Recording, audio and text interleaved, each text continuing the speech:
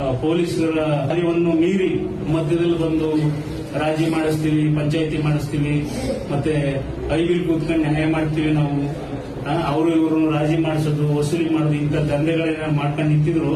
ಅವ್ರಿಗೆಲ್ಲರಿಗೂ ಒಂದು ಎಚ್ಚರಿಕೆ, ಪೊಲೀಸ್ ಇಲಾಖೆ ಇದೆ, ಹಂಗ್ ರೀತಿ ಕ್ರಮ ಕೈಗೊಳ್ಳೋದಕ್ಕೆ ಕಂಪ್ಲೇಂಟ್ ಬಂದ್ರೆ ನಾವು ತಗಂತೀವಿ. ಕಾನೂನುಬದ್ಧವಾಗಿ ಏನ್ ಕೆಲಸ ಇದೆ ನಾವು ಮಾಡ್ತೀವಿ.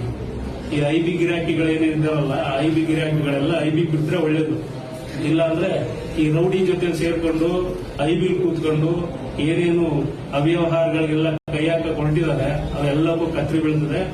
ಕಾನೂನುಬದ್ಧವಾಗಿ ಏನ್ ಕ್ರಮ ಆಗಬೇಕು ಎಲ್ಲ ರೀತಿ ಕ್ರಮಗಳನ್ನು ತೆಗೆದುಕೊಳ್ತೀವಿ. ಪೊಲೀಸ್ ಇಲಾಖೆ ಕಾನೂನುಬದ್ಧವಾಗಿ ಗಟ್ಟಿಯಾಗಿ ಕೆಲಸ ಮಾಡ್ತಾ ಇದೆ.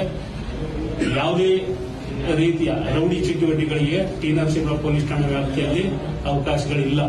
ಪೊಲೀಸ್ ಇಲಾಖೆ, ನಮ್ಮ ಇಲಾಖೆಯಲ್ಲಿರುವಂತಹ ಅಧಿಕಾರಿಗಳು, ಈ ಠಾಣೆಯಲ್ಲಿರುವಂತಹ ಎಲ್ಲ ಅಧಿಕಾರಿಗಳು, ಎಲ್ಲ ಸಿಬ್ಬಂದಿಗಳು ಅಷ್ಟೇ ಬಿಗಿಯಾಗಿದ್ದಾರೆ, ಗಟ್ಟಿಯಾಗಿ ಕೆಲಸ ಮಾಡ್ತಿರೋ ಧೈರ್ಯವಾಗಿ.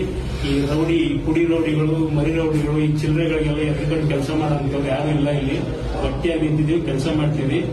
ಸಾರ್ವಜನಿಕರಿಗೆ ನೊಂದು ಬಂದವರಿಗೆ ನ್ಯಾಯ ಕೊಡ್ತೀವಿ. ಪುಡಿ ರೌಡಿಗಳಿಗೆ ಏನು ದಂಧೆ ಮಾಡ್ಕೊಂಡು ನಿಂತಾರೆ ಇವರಿಗೆಲ್ಲ ಮರ್ಯಾದೆ ಸಿಗಲ್ಲ. ಕಾನೂನು ರೀತಿ ಏನ್ ಮರ್ಯಾದೆ ಸಿಗಬೇಕು ಆ ಮರ್ಯಾದೆ ಸಿಗ್ತದೆ ಇವರಿಗೆ.